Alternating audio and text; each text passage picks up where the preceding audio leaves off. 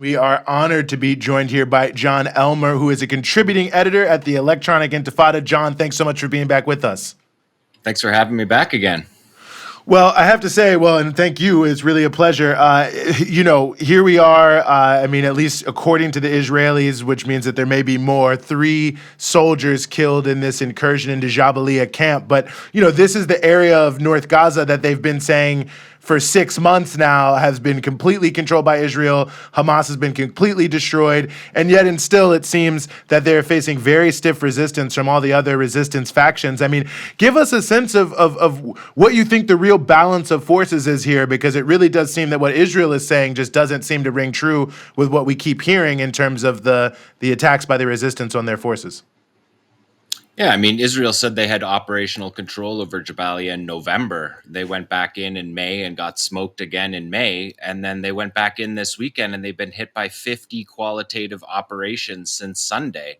Another dozen today from all factions, but particularly from the Qassam brigades. The National Army is still able to meet the Israelis wherever they are. The division that went into Jabalia is the division that just left Rafah. When they left Rafah on the last days they were in Rafah, they got hit on the last days of a 5-month invasion of Rafah.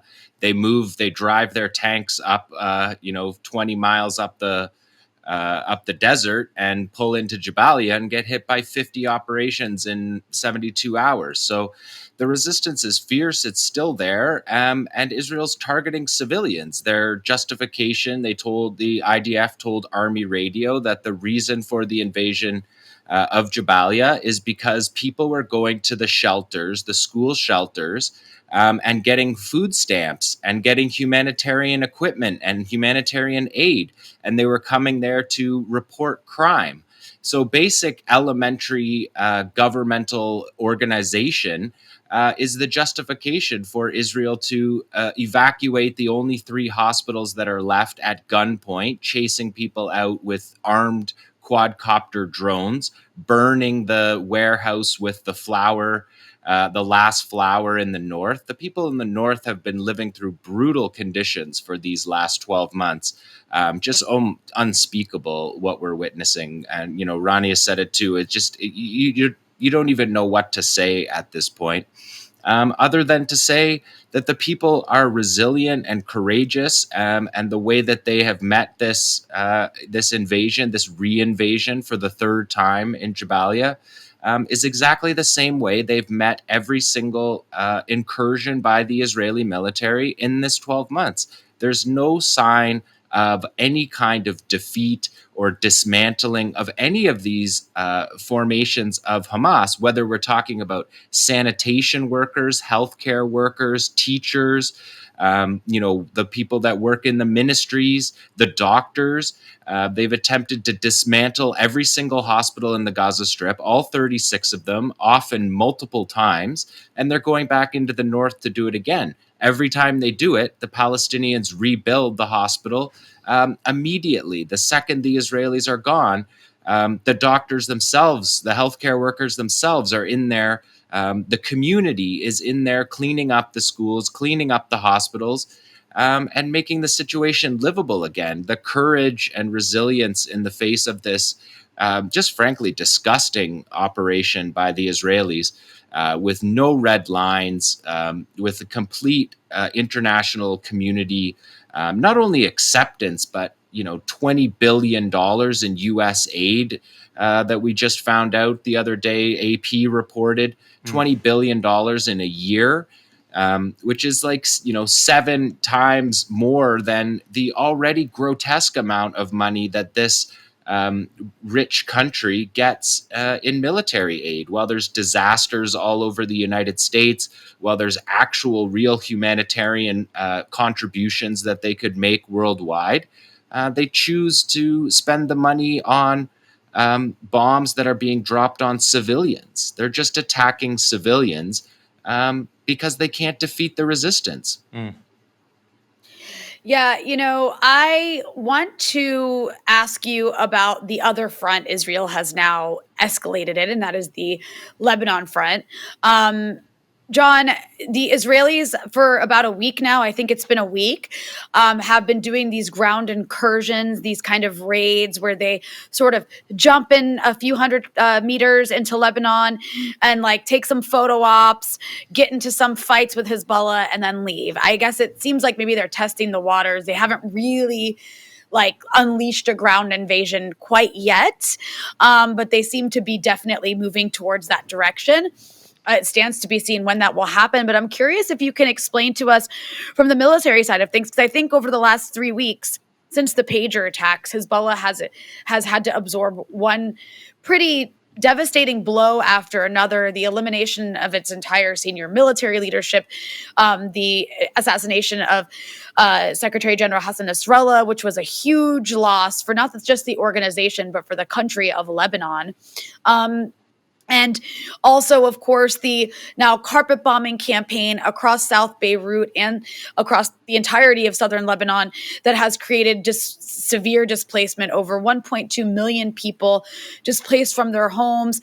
The attempts by the U.S. and Israel to ignite a civil war in Lebanon using the same sort of fascistic forces that they've used to do that in the past. This is really catastrophic nightmare scenario for Lebanon. And of course, it can still get worse. But with all that said, I think the mentality among people both against the resistance and even in some cases for the resistance, there's a sentiment of Hezbollah's really weakened, and this is a really scary moment for those in that community, in the resistance community, because they feel unprotected. That said, Hezbollah is still operating. Their command and control seems to be back in place. Tell us about that. Tell us about where Hezbollah's at and what their capabilities seem to be based on what we've witnessed over the past week of ground incursions, and also Hezbollah launching over 100 missiles every single day at Israel. Yeah, there's no question losing that leadership was devastating. It's shocking. Nasrallah is a world historical figure. It's a devastating loss. But the assassination of senior echelon military commanders does not impact the readiness of the force on the ground to meet the ground invasion should it come. Now, we saw that on the first day when the 98th Division of the IDF, the division that had run roughshod over Gaza, attacking Shifa Hospital, creating mass graves outside Nasser Hospital in Khan Yunis, they put their toenails across the border and they get 9 dead and they pull back. And that's what we're seeing, and you described it correctly. They're tiptoeing across the border, taking some photos, planting a flag, and then quickly running away with it because the resistance is ready for this. And losing senior commanders, it hurts. There's no question about it. The institutional knowledge of that leadership tier, especially the founding generation, but Hezbollah is able to replace that leadership, and they're able to do that almost immediately. And there might be a period of time to get their footing in the senior echelons, but on the front lines, that's not how they fight. They're not waiting for a command from Beirut to defend the southern villages. They are trained in small unit tactics. They're able to fight disconnected from, should they be disconnected from that leadership, they're able to fight and defend their country.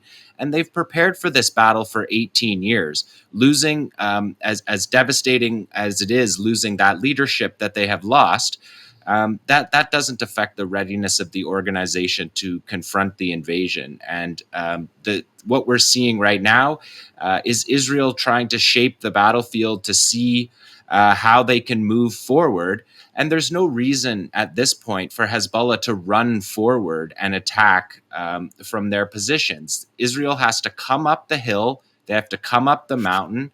Sun Tzu said, don't fight uphill. And that's what the Israelis have to do. It's a serious battle if that's what they're willing to do. I think it won't go well for Israel, and it will be devastating for Lebanon. There's no question about that. And that's why Hezbollah plays it safe. Hezbollah has played it responsible. They're not trying to pull their country, who they are deeply embedded in that country, in the social fabric of that country. They're not just trying to throw that country into an open war. just so that they can be seen to be retaliating instantly for a perceived transgression. You have to take the long view of this, and I think in the long view of this, Hezbollah will be fine. There's no question those were devastating losses. The loss of Nasrallah, to Hezbollah, to Lebanon, and to many cases to large parts of the world.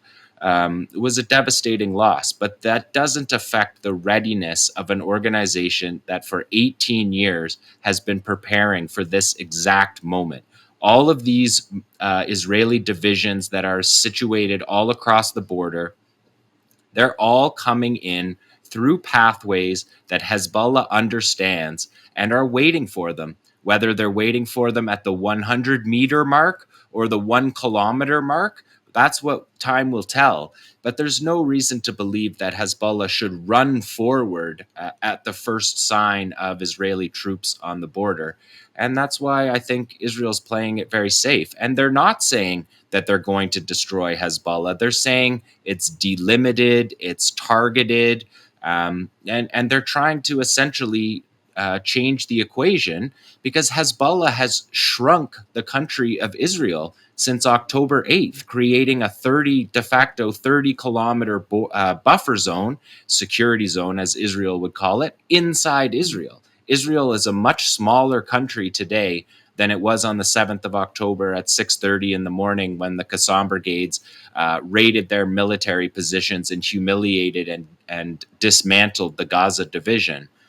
It's a considerably smaller country that's in a lot poorer shape than it was a year ago, despite the brutal, unspeakable daily catastrophe that we're watching on civilian populations. It brings me to another question, maybe connecting the two fronts and, thinking about this sort of asymmetrical warfare, as everyone calls it, that I think is notable. But looking at what's happening in Gaza, what, is starting up and continuing in Lebanon, even the way Yemen is operating. I mean, so much of the propaganda is, well, these are all Iranian proxies, right? So, like, if Iran can't ship them 1 million bullets tomorrow or something, they'll all collapse. But it does seem that from my point of view, and I'm curious your thoughts on this, in Gaza, and I think this may be borne out in Lebanon, I think it's borne out in Yemen, that the sort of indigenous production, like the proliferation of knowledge of how to produce things as opposed to just shipping weapons and missiles, has introduced a very difficult factor for the Israelis to address, because I think they were hoping if we just siege them out and, we control Rafah and they can't sneak things through tunnels, they'll just immediately collapse. But that there was this resiliency built in many of these places that they are, maybe not totally self-reliant, but significantly self-reliant and thus able to last significantly longer than I think perhaps Israel or the U.S. had expected. Yeah, I mean, in the case of Gaza, they're almost completely self-reliant. The Israeli 162nd Division that was in Rafah digging for tunnels along the Philadelphia corridor for 5 months, they said they didn't find a single active tunnel. If you look at the battle videos that Qassam puts out virtually every single day, you're not seeing imported, smuggled weaponry. You're seeing indigenously built weaponry. The case for Hezbollah is a little bit different. They have a land corridor between Iran that has been able to arm them, but that's the same situation. They're not proxies. They're not waiting for a call from Iran to do something or not do something. They're Iranian allies, and Iranians have shared military know-how with Hezbollah. Hezbollah has shared military know-how with the Iranians, and the same with the Palestinians. They've transferred knowledge. They've watched each other fight. Hezbollah and the Palestinians have been exchanging knowledge back 2 generations. So that's to call them proxies is a smear, and I think probably most of your viewers know that. It's a smear. The Israelis are far more of a proxy than Hezbollah is. Hezbollah is deeply integrated in their society. For sure, Lebanon is not as unified a body politic as Gaza, but once Lebanon is being defended by Hezbollah, I think you're going to find a unity that you might not see in these fearful moments before the invasion. when people are rightly afraid and should be afraid. What the record of Israel's crimes and the inability of the international community, quote unquote, to do anything about it is terrifying to people, and that's legitimate. But when it comes time, I think you're going to see resilience and courage step forward like we have in Gaza. And I think the Israelis are not so sure about this invasion of Lebanon. And I think if they had an ounce of self-preservation in their genocidal, rampage that they're on, I think that they would be taking a second thought about an open war with Hezbollah. I think it's a war that they could lose very easily. Well, So, go and ahead, please. well, real quick, I just have one last thing I want to ask you about, because we've kind of covered we've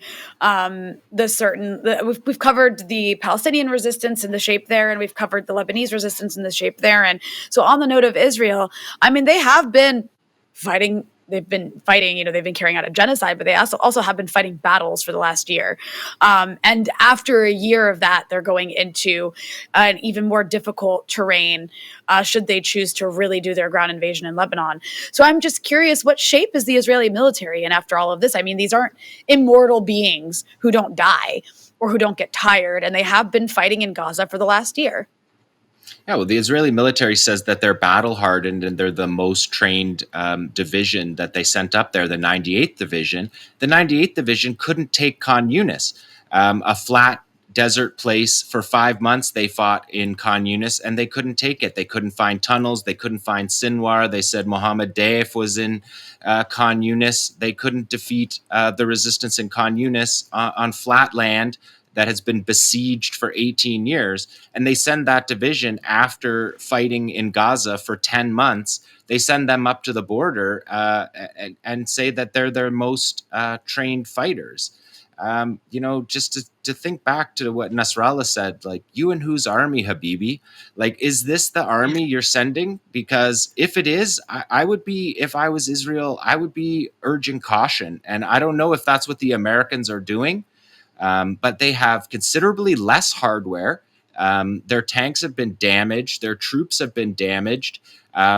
Their morale is probably high right now after the series of intelligence victories from their point of view. The morale may be high, but it won't take long to bring them down to earth. And I think the 98th Division that you're looking at on the B-roll on the screen there, they didn't get very far into Lebanon before their special forces unit took considerable casualties, and their medevac muster points are being targeted in Lebanon by Hezbollah, which they weren't in Gaza by the Palestinians. So that's an interesting thing to note, because it's difficult to imagine the way that they're going to handle mass casualties if it's under fire.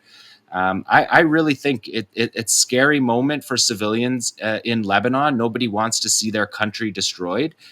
Israel's on a genocidal rampage, but the resistance is a formidable force. And if Israel's really planning on a ground invasion, it's going to be a long and brutal battle that I don't see Israel doing well in that battle, to be totally honest. No, I think it's a very well taken point, and I think that you are doing fantastic breakdowns on all of this and more on a very regular basis at the Electronic Intifada, so I hope everyone is checking that out. Jon Elmer, as always, thanks so much for joining us here on the Freedom Side. Thanks for saying that. I appreciate it. Take care, guys.